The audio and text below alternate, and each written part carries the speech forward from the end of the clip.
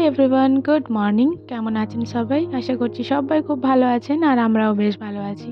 আমার আরও একটি নতুন ব্লগে আপনাদের সকলকে স্বাগত জানাই। আজ মঙ্গলবার সকাল 6:30 মতো বাজে এখন। সকালে উঠেই ঠাকুরকে প্রণাম করে এই যে ব্রাশ করার পর আমার বিছানাটা পরিষ্কার করতে লেগেছি। এই বিছানাটি পরিষ্কার না হলে যেন সকালের কাজটা অসম্পূর্ণই থেকে যায়। সকালের চাটা আমার দ্বারাই করা হয়, কিন্তু আজকে শাশুড়িমা করে দিয়েছিলেন। যেহেতু আজকে মঙ্গলবার ছিল আর মঙ্গলবার আমার শ্বশুরমশাই সবজি নিয়ে হাটে যান, সেই জন্য এই দিনগুলি আমার শাশুড়িমাই করে দেন চাটা। তো মা আমাকে বললেন যে তুমি খেয়ে চলে এসো। আমি চাটা খেয়ে চলে এলাম। কিছু জামাকাপড় ছিল যেগুলো গুছিয়ে রেখে দিলাম। আর গতকাল যেহেতু বৃষ্টি হয়েছিল সেজন্য কয়েকটা জামাকাপড় শোকানোও হয়নি, সেগুলো একটু ছাদের মধ্যে রোদে দিয়ে দিলাম।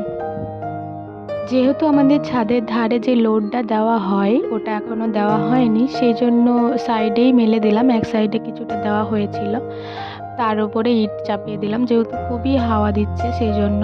আর এদিকে কিছু লঙ্কা শুকানো দেওয়া ছিল আর কুল, তো সেটাই একটু রোদে দিয়ে দিলাম।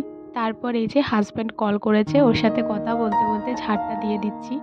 আমার ফোনটাতে কল করেছিল, কিন্তু আমার ফোনে তো ভিডিও অন আছে, সেই জন্য বাবার ফোনে ফোন করেছিল। আর এদিকে মিষ্টু দুটো আইসক্রিম রাখতে এসেছিলো ফ্রিজে। তারপর ঝাড় দেওয়া হয়ে যাওয়ার পর, মানে শুধুমাত্র আমার রুমটাই ঝাড় দেওয়া হয়েছিল। ফ্রিজের ওপরে যে আমার একটা কাপড় পাতা আছে ওটা একটু নোংরা হয়ে গেছিলো, ভাবলাম ওটা একটু পরিষ্কার করে দিয়ে যাই। আর গতকাল আমার একটা জায়গা যাওয়ার আছে, তাই ভাবলাম এটা একটু পরিষ্কার করে দিয়েই যাই। যেহেতু এখনও জানালার পাল্লাগুলো লাগানো হয়নি, তাই ঘরের মধ্যে খুবই ধুলো ঢোকে, তো সেই জন্যই ফ্রিজটার ওপরটাও একটু মুছে দিলাম রুমালে করে।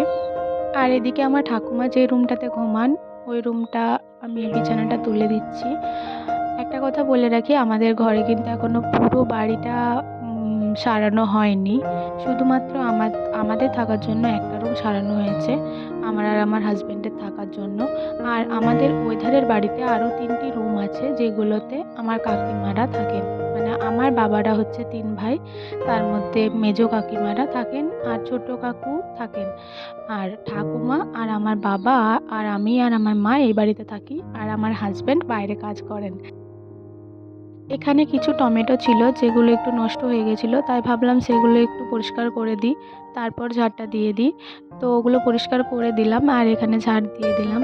আর আমার মিষ্টু এখনও পড়তে বসেনি, সেই জন্য ঠাকুমা মাদুরটা পেতে দিল, তারপর মিষ্টু পড়তে বসলো।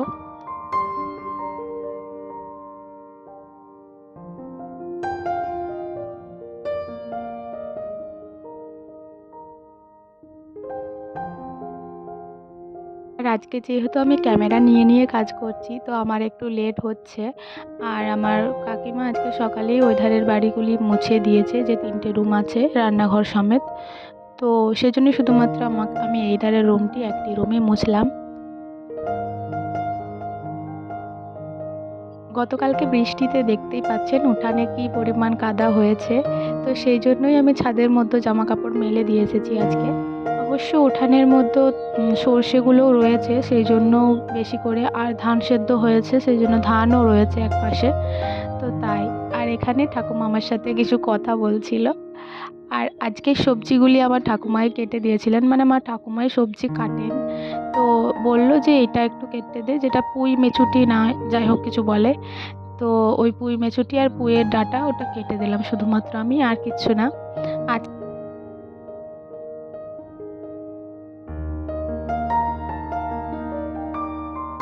আর এখানে আমি সবজিগুলো সব ধুয়ে নিচ্ছি, তারপর ওই বাড়িতে গিয়ে কাকিমাকে দিয়ে আসবো, কারণ আমাদের রান্নাবান্না সব কিছু ওই বাড়িতেই হয়। এই বাড়িতে শুধুমাত্র বললাম তো এখনও পর্যন্ত শুধু একটি রুমই সারানো হয়েছে, আর এই বাড়িতে জল আর বাথরুম এই ধারে আছে, তো এখনও পর্যন্ত সম্পূর্ণভাবে কমপ্লিট হয়নি, তো সেই জন্য রান্নাঘরটা ওই ধারেই আছে।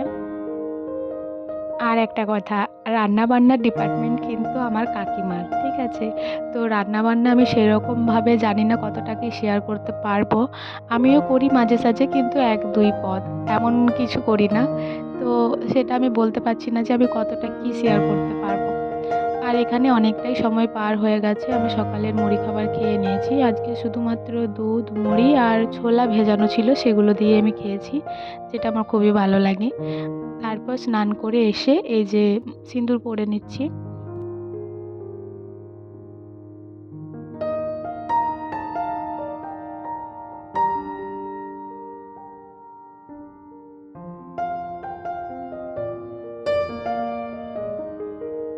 আজকে ছাদের মধ্যে প্রচণ্ড পরিমাণ হাওয়া দিচ্ছিল, সেই জন্য আমি ইট চাপা দিয়ে দিয়েছিলাম, তার সত্ত্বেও প্যান্টটা পড়ে গিয়েছিল।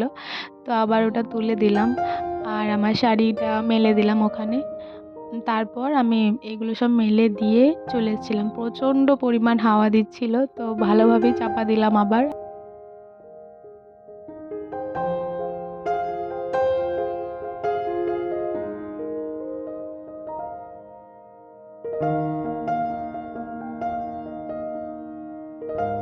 তারপর আমার যেহেতু গুরু দীক্ষা নেওয়া আছে, সেই জন্য ঠাকুরকে ধূপ দিয়ে তারপর আমি আমাদের তুলসী মন্দিরেতেই জপ করি।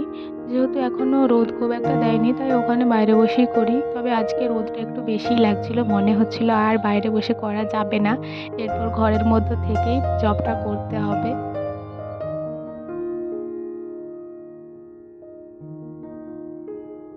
আমার জীবনের সবচেয়ে শান্তির জায়গা হচ্ছে এটা।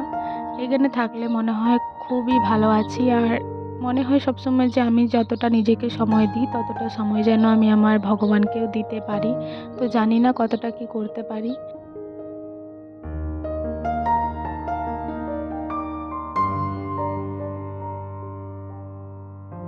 তারপর অনেকটাই সময় পার হয়ে গেছে। এই যে কাপড়টাও শুকিয়ে গেছে, আর মায়ের সাথে কথা বলতে, বলতে আমি আমার এই জায়গাটি একটু গুছিয়ে দিচ্ছি। ধারগুলো মোড়া ছিল না কাপড়টার, সেটাও একটু সুতো দিয়ে মুড়ে দিলাম মায়ের সাথে কথা বলতে, বলতেই। আজকের ভিডিওটি আমি এখানেই শেষ করছি। ভালো লাগলে অবশ্যই লাইক করবেন এবং কমেন্ট করে জানাতে ভুলবেন না, আর সাবস্ক্রাইব করে আমার পাশে থাকবেন।